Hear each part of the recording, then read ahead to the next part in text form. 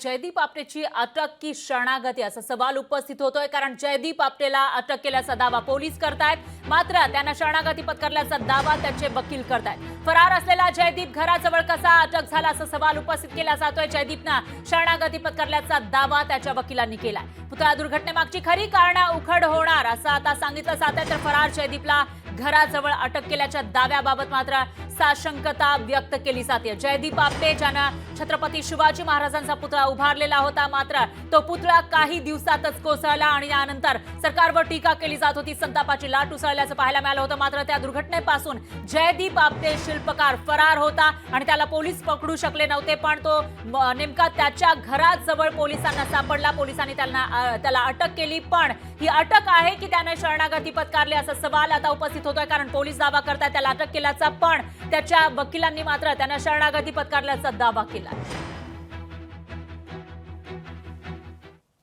आणि ही काही चुकीची जी स्टोरी सांगितली जाते की तो काळोखात लपून जात होता कुटुंबात, ते सर्व साफ खोटं आहे।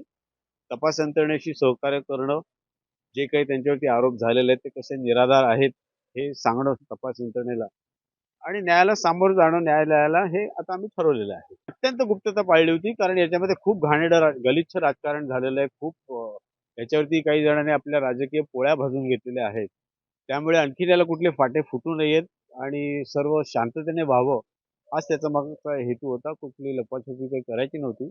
शिवभक्तांचा एवढा दबाव आणि एवढा रेटा होता की त्याला त्याचे बॉस हे वाचवू शकले नाही। छत्रपती शिवाजी महाराजांच्या संदर्भात या राज्यात जे घडलं हे यापूर्वी कधीच घडलं नव्हतं। जयदीप आपटे यांना अटक होण्याआधी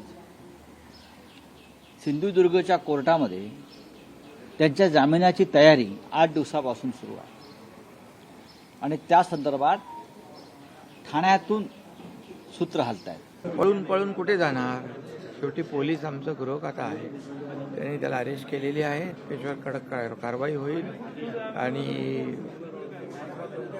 जे काही यापुढे चौकशी होईल, कठोर कारवाई होईल।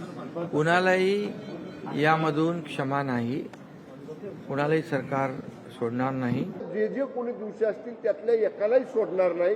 कुठेही लपून बसले असले, माननीय मुख्यमंत्री महोदय काय म्हटले, पळून पळून कुठे पाळणार आहे, त्याप्रमाणे त्याच्यावर आम्ही ट्रॅप लावला।